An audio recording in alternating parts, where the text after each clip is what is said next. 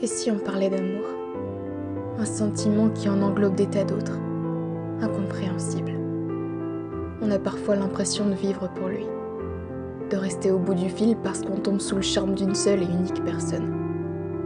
Un seul de ses gestes peut nous mettre dans un état de pur bonheur, comme de destruction absolue. C'est faux. On redoute la trahison, la peur de perdre cette personne que l'on considère comme une deuxième partie de soi. On affronte la jalousie, qui parfois excelle dans l'excessivité. On aimerait être aimé comme on peut le faire soi-même. L'amour est sans doute la pire des armes, sous n'importe quelle forme, à n'importe quelle heure. J'ai moi-même été la victime de ce sentiment, l'enfant des beaux jours comme des mauvais. J'avais envie de vous parler de cette personne, seulement sur un coup de tête. Il a sans doute une place bien précise à se faire, et je crois que son courage et sa volonté peuvent faire de lui quelqu'un de qui l'on peut parler. Il m'a vite appris que je n'étais pas quelqu'un qui devait s'en vouloir. Ou peut-être un peu, mais pas assez pour me donner monstre comme nom. Je ne crois pas être naïve de croire en ses paroles.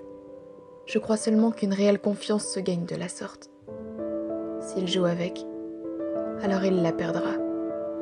Mais s'il en prend soin, je pourrai alors me satisfaire du fait que je ne m'étais pas trompée.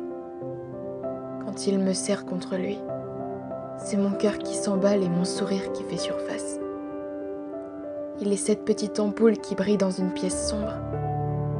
Et même quand il me parle de sa vie, il reste un mystère à mes yeux. Si ce n'était que l'amour d'un soir, me manquerait-il autant?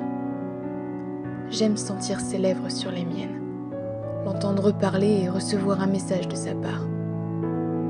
Quand il n'est pas là, je mets ses t-shirts et patiente, en me répétant que chaque seconde me rapprochera du moment où je pourrai à nouveau le serrer contre moi.